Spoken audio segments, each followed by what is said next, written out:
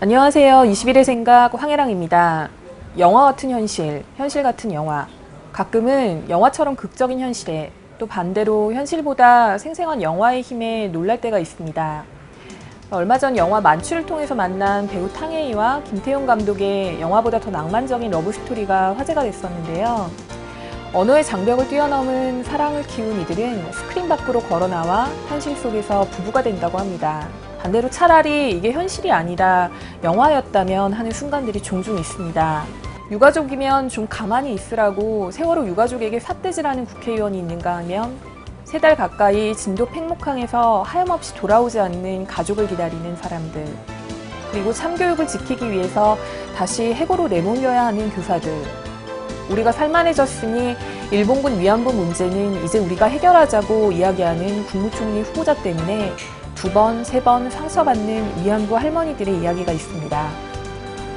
한겨레 21은 이번 주 2편의 영화를 통해서 한국 사회가 직면하고 있는 현실을 들여다봅니다. 영화와 현실이 맞닿아 있는 그곳으로 여러분을 초대합니다. 오늘은 특별히 기자 2분을 모시고 영화에 관련된 자세한 얘기를 나눠보도록 하겠습니다.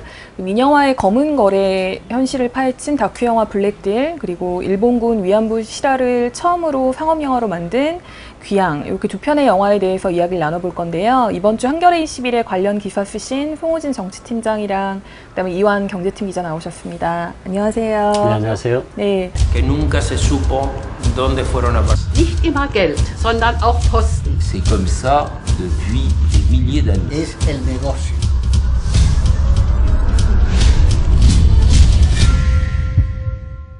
블랙딜 보셨는데 어떤 내용이었나요? 블랙딜은 이제 언론 시사를 마치고 저번 주 목요일 날 7월 3일 개봉을 시작했고요.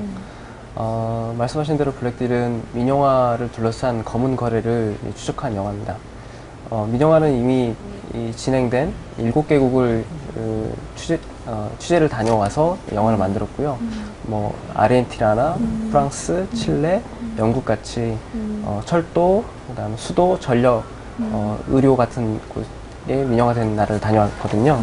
영화에서는 굉장히 많은 내용이 담겨 있었어요.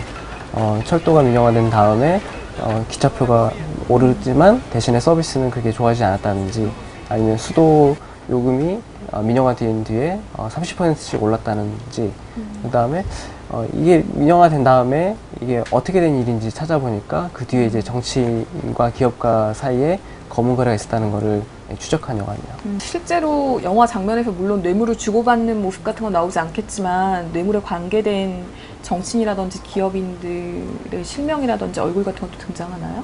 영화에서는 그 수에즈라고 프랑스의 물 기업이 나오거든요.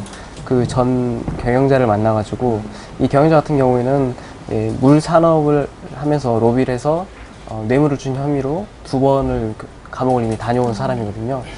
그 사람을 인터뷰를 해서 어떻게 주게 됐는지, 그다음에 주고 나서 민영화에 대해서 어떻게 생각하는지 등 들은 영화입니다. 제 기억에 KTX 민영화 때 외국 사례들이 굉장히 많이 얘기됐던 것 같아요. 아르헨티나나 뭐 이제 과거에 철도 민영화 먼저 됐던 나라들의 선례 얘기가 나오면서 우리도 그 전철을 밟지 말자라고 얘기가 많이 나왔던 것 같은데, 기사에 보니까 마지막 대사가 여러분의 공공재는 어떻습니까? 라는 질문이었고, 실제로 한국의 현실에 대한 좀 고발성, 미리 이제 묵시록 같은 형태의 다큐 영화였던 것 같은데, 그래서 특히 혼자 안 보시고 한국에 좀 민영화 닥친 당사자들이랑 많이 같이 보셨는 것 같은데, 어떤 분들이랑 같이 보셨나요? 서울대병원의 그 노조의 위원장과 인천공항 비정규직 지부의 노조에 계신 분하고 꾸준히 우리 한국 사회의 민영화에 대해서 목소리를 내신 내가 만드는 네. 복지국가 공동운영위원장과 함께 3분이서 같이 영화를 봤습니다.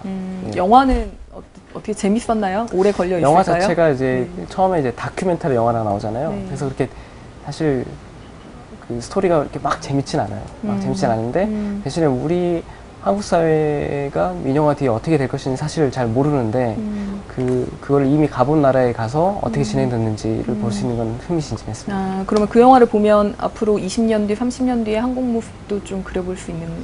감독이 실제로 이제 작품을 준비하면서 내걸었던 컨셉이 미리 가본 민영화라고 합니다. 그래서 8, 90년대에 이미 민영화된 나라의 어떤 철도 서비스나 수도, 전력 같은 경우가 어떻게 변해왔는지를 실제 가서 본 결과를 이제 미리 볼 수 있는 거죠. 좀 한국 현실이랑 맞닿아 있는 지점에 대해서 뭐 세월호 같다 아르헨티나 사례 보면서 이런 얘기도 기사에 보면 나오던데 영화 보고 나서 어떤 얘기들 많이 하셨어요? 그 실제 영화를 보면서 이제 아르헨티나에서 열차 사고가 난 장면이 나오거든요. 그때 이제 같이 보시던 분들이 이제 눈물을 흘리기도 하셨는데 민영화 뒤에 그 선로나 열차가 노후가 돼가지고 사고가 일어납니다. 근데 그 사고 현장이 워낙에 아비규환이어가지고 지상에서 일어났는데도 불구하고 이틀 동안에 한 아들의 죽음을 못 찾는 어머니가 나오거든요. 그래서 이제 아르헨티나에서 전국적으로 이 아들을 찾자는 그런 캠페인도 일어나고 그 어머니가 여기저기 호소를 하고 다니죠. 그 공공재가 민영화된 다음에 얼마나 관리가 부실화되고 그 부실화돼서 사고가 난 다음에 어떻게 정부가 대처를 제대로 못했는지를 그대로 보여주고 있는 사건이었죠. 그렇다 보니까 이제 세월호랑 많이 이제 겹치는 느낌을 받을 수 있었고요. 실제 감독이 이 작품을 전주영화제에 출품하기 위해서 4월 15일 날까지 편집본이 마감이었다고 해요. 그래서 4월 15일까지 이걸 다 영화를 편집을 해놓고 제출했는데 그 다음날 세월호 참사가 난 거죠. 그래서 이 감독이 스스로 굉장히 놀랐다고 합니다.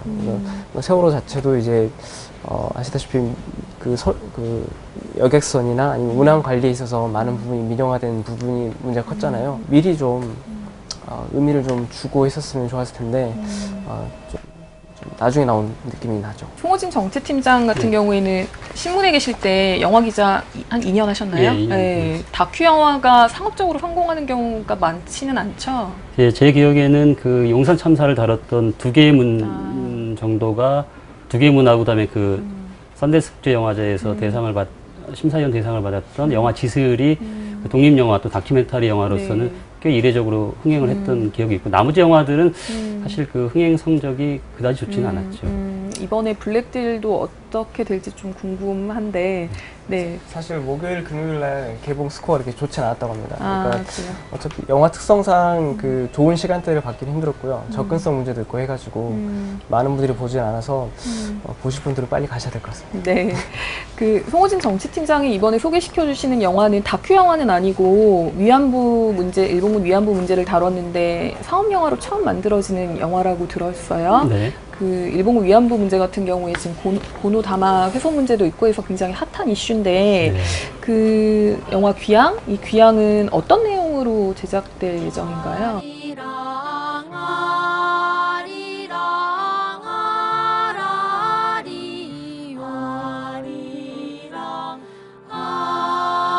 이 영화의 시나리오를 읽고 여러 번 좀 울었는데요. 영화는 과거와 현재를 오가는 내용입니다. 영화는 먼저 그 1943년 15살 전후의 소녀들이 일본군 위안부로 끌려가서 겪었던 이 지옥 같은 생활을 보여주고요. 여기에다가 이제 지금은 할머니가 된 한 위안부 피해 여성이 16살 어린 무녀의 도움을 받아서 타지에서 숨졌던 위안부 소녀들의 영혼을 다시 불러내서 이들과 재회를 하고 이들의 영혼을 그 영혼으로나마 다시 집으로 돌려보낸다 하는 내용입니다. 이 영화의 시나리오가 쓰여진 지 11년 만인 올해 10월부터 첫 촬영에 들어갑니다.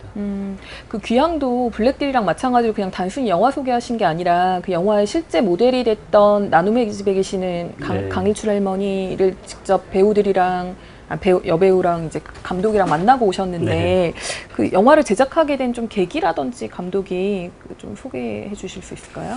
그 조정래 감독이 그 위안부 피해 할머니들을 위한 의문 공연에 갔다가 이제 그 지금 이제 생존한 위안부 할머니이신 강일출 할머니가 그리신 태워지는 처녀들이라는 그림을 보게 됩니다. 일본군이 위안부 소녀들이 아프거나 또 부대가 퇴각을 할 때 그 산속 구덩이에 산채로 소녀들을 집어넣어서 불러 태웠던 장면을 그린 그림인데요. 이 그림을 감독이 보고 굉장히 충격을 받게 됩니다. 그래서 할머니들이 돌아가시기 전에 이 영화를 만들어야 되겠다 이렇게 결심을 하게 되는데요. 아시다시피 위안부 피해 생존 할머니들이 이제 54분밖에 남지 않았기 때문에 더는 이 영화의 제작을 늦춰서는 안 되겠다 이렇게 결심을 하고 그 촬영을 이제 들어가게 되는 겁니다. 그러면 지금 아직 촬영은 아까 10월부터 들어간다고 하셨고 그러면 제작은 한 3월쯤 맞춰서 개봉할 계획이고 촬영은 올해 10월부터 하고 개봉은 내년 3월을 목표로 하고 있습니다. 배우 캐스팅도 그러면 끝났나요?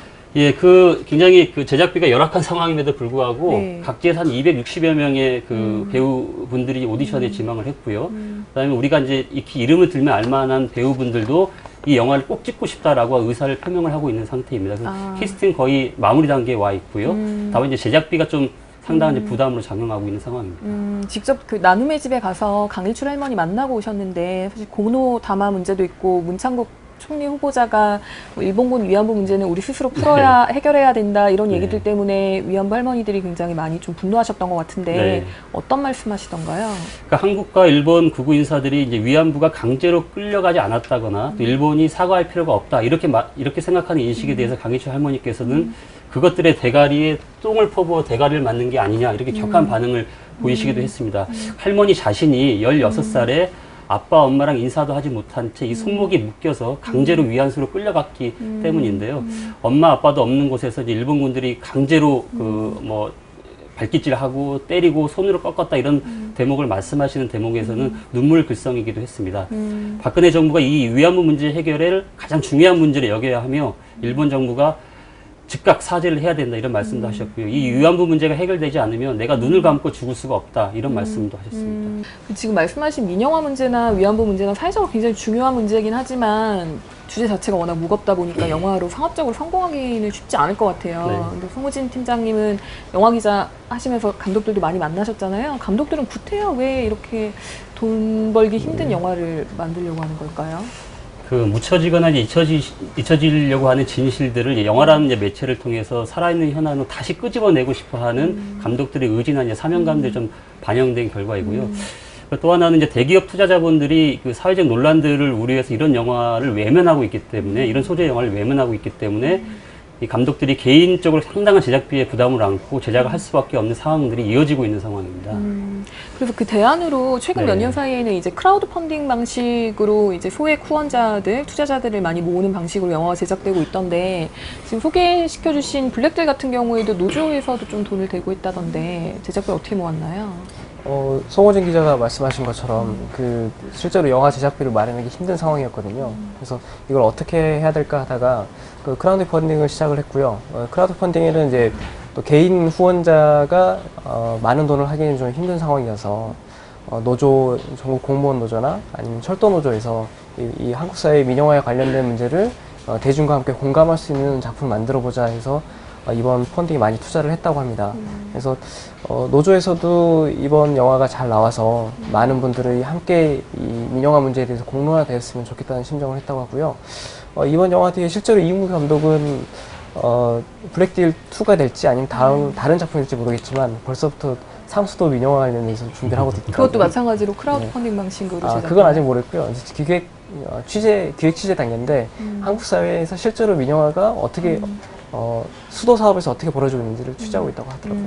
그 영화 귀향 같은 경우도 네. 지금 이제 한참 제작비 모으느라 고생하고 있을 것 같은데 네. 어떤 방식인지 좀 후원할 수 있는 방법이라든지 알려주실 수 있을까요? 예, 이제 감독이 그 대기업 투자자들과도 여러 차례 좀 접촉을 했는데 시나리오는 참 좋은데 과연 관객들이 이 영화를 볼까? 이런 이제 우려와 냉대들 많이 접했다고 합니다. 현재 700여 명의 시민들이 한 7천만 원 정도를 모아줬는데요. 감독이 결국 그 투자자들의 투자를 받지 못한다면 국민들의 힘만으로 이 영화를 만들고 싶다는 바람을 얘기하고 있습니다. 영화 엔딩 크레딧에 한 10만 명의 그 시민 후원자들의 이름을 올리는 것이 감독의 지금 소망인데요.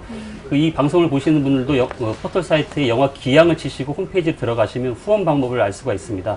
그런 작은 힘들이 모여져서 영화가 만들어지는 기적을 일궈낼 수 있지 않을까 생각을 합니다. 네, 알겠습니다. 이렇게 점점 그 좀 작은 영화, 한국 사회 현실을 고발하는 괜찮은 영화들이 좀 더 많아졌으면 하는 바람입니다. 오늘 말씀 고맙습니다. 네, 고맙습니다. 한겨레 21의 이번 주 표지 제목은 꽃놀이패입니다. 박근혜 정부가 노조 안임을 통보받은 뒤에 복직 명령을 따르지 않고 오히려 박근혜 대통령 퇴진을 촉구하는 교사 선언을 한 정교조 교사들을 검찰에 고발했습니다. 보수 언론이 눈의 가시처럼 여기는 정교조는 박근혜 대통령이 언제 내밀어도 이길 수 있는 꽃놀이패라는 뜻인데요. 학교의 입시 비리 문제를 세상에 알린 뒤에 해임돼서 복직 소송을 벌이고 있는 정교조 조합원과 해임을 무릅쓰고 정교조 전임자의 길을 가고 있는 교사가 각각 서로에게 보내는 편지를 보내왔습니다. 정교조 말고 또 다른 편지도 있습니다. 지난주에 이어 김명수 교육부 장관 후보자의 제자가 스승에게 두 번째 편지를 띄웠습니다. 제발 장관 후보자에서 물러나시라고 이 제자는 빕니다. 한겨레 21에서 이런 우울한 편지 대신에 탕웨이와 김태용 감독의 사랑 이야기 같은 가슴 설레는 러브레터를 볼 수 있는 날은 언제쯤 올까요? 21의 생각, 오늘은 여기까지입니다. 지금까지 진행의 황혜랑이었습니다.